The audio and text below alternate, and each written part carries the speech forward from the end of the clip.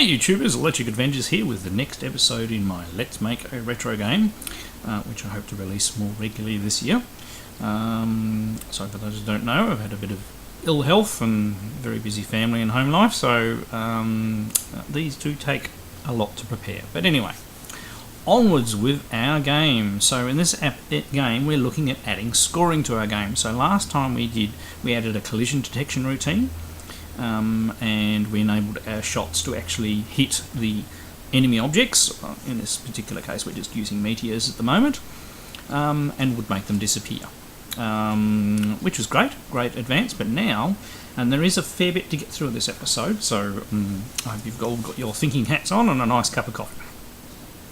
So our game is based on Astro Smash from Intellivision, and in that particular game, obviously when you shoot things you get points, but also if any object makes it to the ground level down the bottom, you lose points. So not only do we need so the bits we need to get done in this episode just to do scoring is a routine to display the current score to the screen. Now there already is one in the code, but we're going to go over and I'm going to explain it to you. And I've just made it slightly easier to read as well, so a slightly updated one. A routine to add to the player's score, a routine to subtract from the player's score. Then we need to make sure we call the routine to display the score when we're allowed to write to the screen. And those who have been following along with the previous episodes know that's during our vertical blank, when nothing is actually being drawn to the screen. And then the last thing we need to do is obviously add the calls to the add and subtract points at the appropriate places in our game. That makes sense. So obviously when we shoot an object and destroy it, we want to add points on. If one of those objects make it down the bottom, we want to subtract points off. So as you can see, a bit to get through. Now, before we get into it, the way I like having the concept of a score in a game, and a way the Z80 handles very well, although 6502, except for the NES, do actually have a concept of this mode as well. It's called binary coded decimal. So normally a byte of memory can hold the numbers from 0 to 255, which is all well and good, and we can make bigger numbers by adding more bytes and things like that.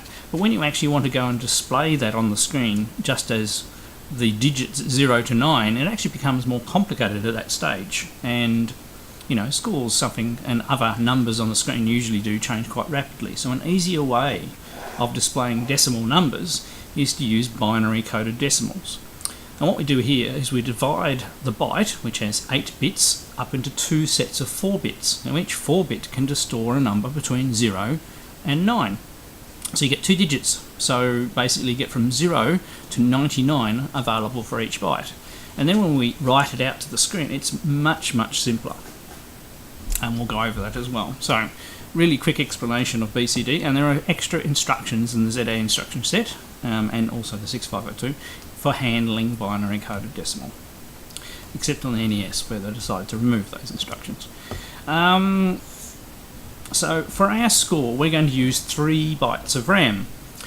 So, if we always have a 0 on the right-hand side, and our smallest amount of points we can add on is 10, we can have scores up to 99 million, because you get 6 bytes of RAM, which means you get 2 digits per byte. So 6 digits plus our 0 on the end will give us from the score 10 all the way up to 99 million, which should be ample in most games, unless you make your scores too high, of course. And doing it this way also means, like, if you want to add 10 to the score, you only have to add 1, because you've already always got that extra 0 on the end. So it's a bit of a cheat to make the scores look bigger, but it does quite well, and only 3 bytes of RAM. Now we do use another byte of RAM to record the last of the first digits that was output, and this is just sort of like our flag to see whether we've already written the same score to the screen, and to stop it being written too often. Because obviously it still will take time to draw the screen bytes to the screen, time that you might need back for something more important later. Not that this game is going to stretch any of the machines we run it on, and we're not going to run into cycles, but it's good to know these techniques now before we get too much into it. So now we need to go through the different things. So the first thing is a routine to display the current score to the screen. Okay, so we'll bring up our code. So we already have a routine in here called display score. And this is a bit of old code for mine, and I want to make it, following the strategy of tidying things up a little bit more from previous ones. I'm going to make a little change to it while we're here. It's all in the notes, and obviously I'm starting from the start directory here that will be in your source code, and there'll be an end as well. So you don't actually have to do the code sequence because you've got exactly how it ends up in the end in the code samples. And I supply the code samples for both Coleco and MSX. And at a later stage I might give a catch-up code for the original spec video. So this is our display score routine. So the first thing it does is it loads the first byte of our score, which is stored in a labeled memory tag called score. Then we set HL to the address of the byte last score, which is that last score buffer I was talking about, and we compare the contents that HL is pointing to what's in A. So if these are identical, we don't want to draw the score to the screen because the score hasn't changed, and we return. Very simple. Next, we set our HL address pointer to VRAM name, so the name table stores where each character appears on the screen. And on the TI-99XX chipset machines, you have 3. So 0 to 255, 0 to 255, 0 to 255 to draw the whole screen. And you've got 32 by 24 positions. So this particular one, and I did write this down, is row 22, so about down here, and column 3 is where our score appears on the screen. And don't worry, we'll have a look later at it running and you'll see where. So 22 times 3, 22 times 32 plus 3 is 707. So that's the position in RAM we want to start. We call set right to set our video RAM pointer. Now we set our HL now to the last byte of our score. So we start obviously with the higher parts of our score and go down to our lower parts of our score. We've got 3 bytes that make up our score, so we want to set our counter for the loop to be 3. We just have a little label here to loop back to. Now we'll call a little function called printed, which we'll go and have a look at it in a minute. And then after we call that, we decrement our HL pointer, because we want to go to score plus 1 next, and then score after that. Now instead of this little snippet here, I'm going to put in a tiny little improvement, which is replace that, and shows you the wonder of this little instructions. Instead of these sets of instructions, you can place all of those just with that, and that's very handy. So that's decrement jump on a non-zero back to that label, and the thing it decrements is B, so the Z80 already has things set up quite nicely there. And that instruction is actually reasonably fast as well. It doesn't use many opcodes. It only has, and this is a relative jump too, so that only uses 1 byte for a relative position. Obviously if you need to jump further than 127 bytes backwards, then you need to use another method. So that will go around this loop 3 times, call the printed, which basically takes a byte, takes the left nibble, which is the first 4 bits, and adds that to whatever our character 0 on the screen is, and puts that out to the current screen position, and it does the same for the right nibble. We're going to have a look in that in a second. So we loop around, do that 3 times. Now the last thing we should do before we go out is we should get the current score in the first byte and save it to our last score. That way, if we came straight back in here, it would jump out at the return Z because the scores are the same and nothing's changed. And just save this. I mean, even though this is only a really little, it's only writing, 6 bytes to the video RAM. Everything takes time, and sometimes later when you get more and more complicated, or you want to be like scrolling the screen or something like that, you want to save all of the cycles you can for later. So we might as well make this nice and efficient. So that's our display score routine. Now we'll just go into our library. I probably haven't lined this up on printed, but we'll find it. There it is, that wasn't too bad. So output a character to the screen name per table. HL contains the character to output, which is not exactly true. Oh, the HL is pointing to the character. So the first thing we do is clear A, which also clears all of the flags. We use RLD, which is a special command that will rotate left out of the byte pointed to by HL into A.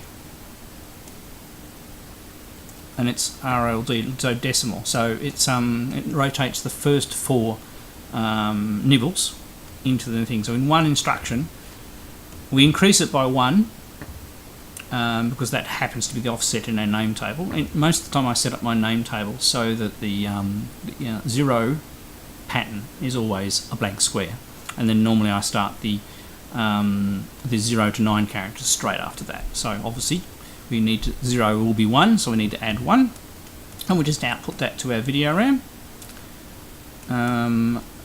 Then we decrement A back down to its original value, so undo that ink.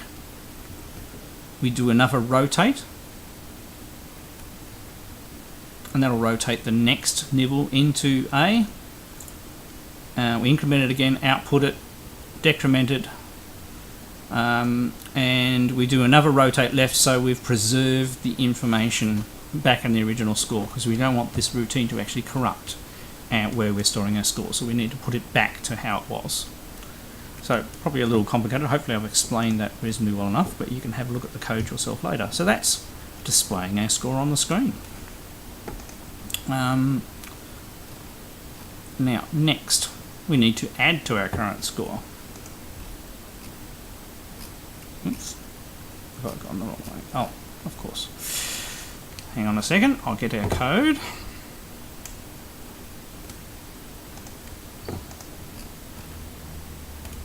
Right, grab our code. I'm just going to pop it here. Right, now as you can see, there's a bit there. I'll put lots of comments in to help. So we have a routine called score add. Score is stored as a 3-digit 2-nibble decimal place, as I've explained before. Add A to the current score, so whatever is in A. So, and it doesn't hurt any other registers because we're going to protect them. And this is an important thing to point out while we're writing this function. So this function can be called from any bit of code, and the only things it's going to change is the value in A, and obviously the memory location is pointed to by score, because we're going to increment it, and that way it's safe to be called from anywhere and you don't need to worry about it. And how do we make it safe? By taking anything we're going to use, so we're going to use DE and HL, and we push them onto the stack in that order. If we go down to the very bottom of the routine before we exit, we pop HL off and then pop DE off the stack, so restore those values back and then we return. Now if you had another spot where we returned in this routine, we would need to make sure that we popped both of those values off the stack as well. Now, so we add the value A to the current first score byte. So we go and point our HL, which is our always handy address pointer, to the first score byte. We put our value in A in E just to save it. This is why we had to save DE up there. And we load the byte from that's pointed to at HL, so that'll be what is in our first score byte, and then we add A to E. Then we call the decimal adjust, the decimal arithmetic adjust, that's what it stands for.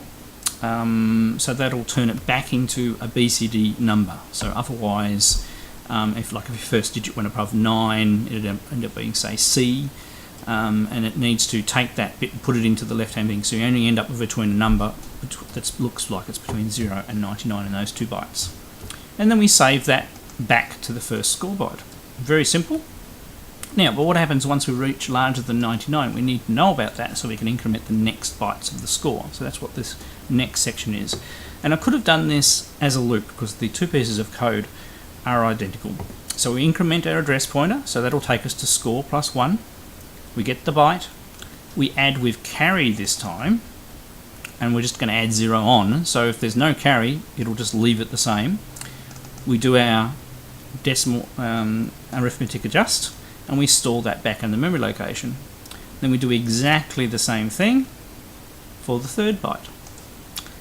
Then we restore our registers and return. So it's actually quite a simple routine. Doesn't take very long.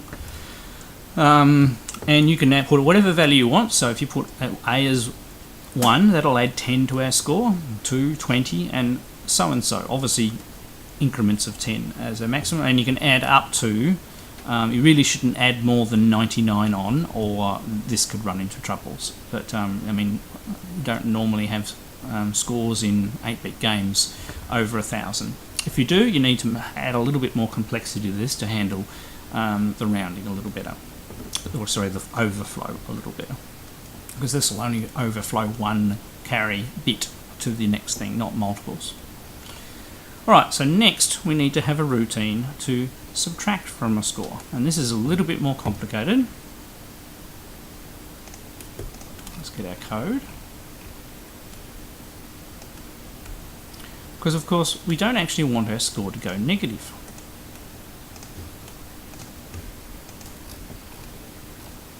Let's get my notes in the right place.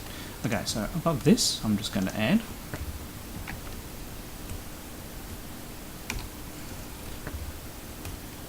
space there too. Right, subtract A from the current score, and it just mentions the thing about the limits of the numbers as well. So we're calling this one score sub. Once again we're going to preserve our registers, push D and push HL.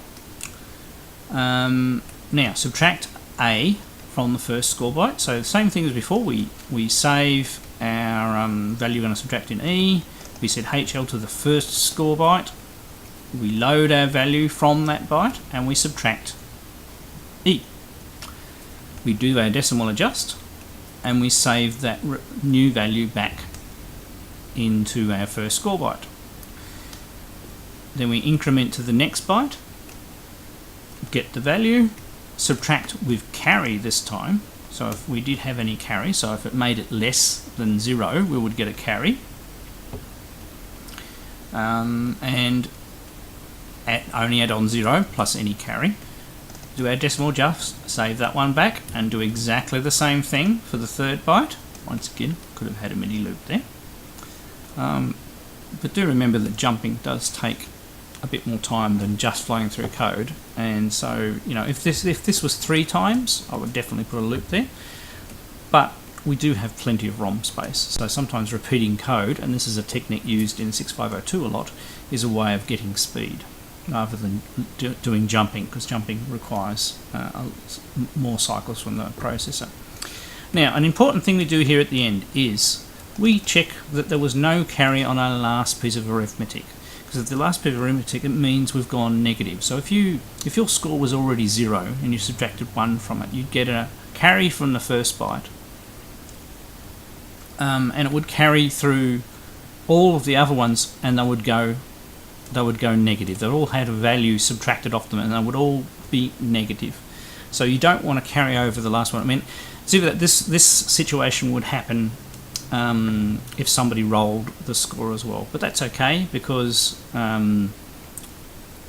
you're subtracting, not adding, so the situation shouldn't actually ever happen when you're adding to the score. But there is potential that we haven't actually handled the situation when we do run out of room in our score, so that's something to add to our score routine later. So we have overflowed, we set the score to 0. So basically, however negative we've gone, we know we're negative, so we go and just set the score to 0. So it makes sure that we can't actually have a negative score. And then an important thing here, at the end of the loop, we need to restore our HL and DE values off our stack so we haven't hurt anything. So the only thing we've changed here are the memory locations of score plus 1, score 2, and the A register. All nice and safe. Okay, and now we need to call the display routine. There's no use having a display routine if we never write it to the screen. So in our VDU writes, there is already a call to our display score that I put there before, and that was just so that the 0 score could be displayed down the bottom. So it's going to call it every vertical blank, which is why it's really good we put in our case check sort of thing here, so it doesn't actually write out to the screen every single frame. Otherwise we'd be doing it 50 times a second.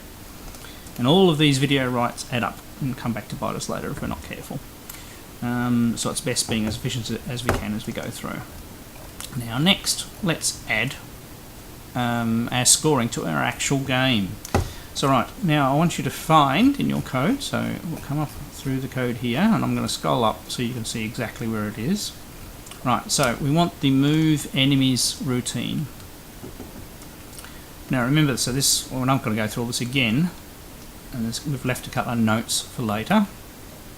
Our animations here. Right, so find enemy has reached the bottom of the screen. Decrease score.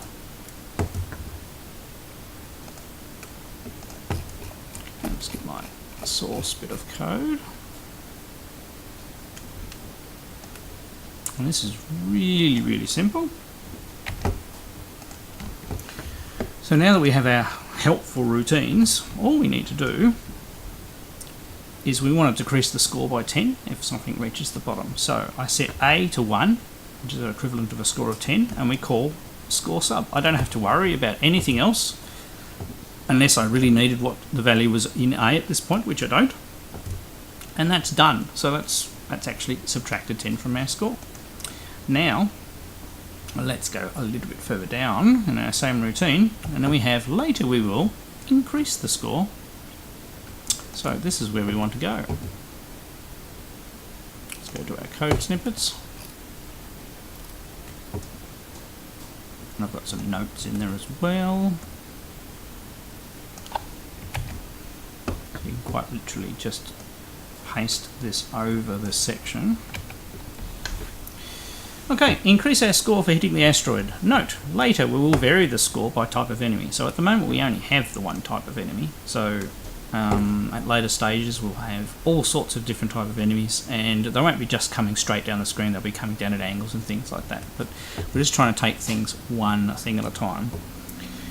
So when you hit an asteroids, we're going to give you 20 points. And if you wanted 50 points, you'd make it 5, etc. So A set to 2, 20 points per asteroid hit, and call score add. That's it. That's all we need to do. This is the shows you the benefit of writing tidy, reusable functions all over the place. So now the exciting bit. Let's save, build. Hopefully you get a nice clean output like that. There we go. Alright, so let's fire up our emulator. I'm running in Coleco mode at the moment. You may be following along the MSX mode, so you go cartridge insert, and remember you can use other emulators. There's OpenMSX as well. And OpenMSX is working on their Coleco Sport 2, by the way. So I'm in the start directory where we've been working on our code. We select the ROM file and open. Right, so we have our game and title screen just as before. I'm just going to use the keyboard here, so I press fire to begin, move our ship, and there comes an asteroid. Shoot! Oh, we got 20 points. Shoot again, we got another 20 points. Right, I'm going to miss that one, and we lost 10 points. Oops, missed that one too. So we have the concept of scoring. So there was a bit of code in there, obviously, but it's really paid off, and that routine we can use in lots of different places. Let's leave it now and see whether, if we lose all of our score, to make sure that it doesn't go negative. It's always good to make sure you haven't made a mistake before you moved on. Here we go. Oh, still 0. Still 0. Very good. So we've actually achieved quite a lot in this particular episode. Bit of intro into maths in assembler, especially with numbers larger than what you can fit in 1 byte. We've learnt about binary coded decimal, and not only adding numbers, we've done subtracting numbers, and also learnt how to write good routines that can be used in lots of places in your code, and you not have to worry about the other registers that you might be using at that point in time. So we've made some very big leaps forward with the game. Next episode, we'll work on displaying the number of lives and having the enemies hit the actual player ship and decreasing those lives. which is in itself a fair bit to cover. Now, instead of using numbers for the lives, I'm actually going to use pictures of the ships as well, just to make it a little bit different. So, hope everybody is enjoying this series. I really do enjoy making these, and I do apologise for the long gap in between them, but you have to excuse the amount of production that goes into them. But anyway, I'm Electric Adventures. Thanks to all my subscribers. Thanks for watching, and I'll catch you next time.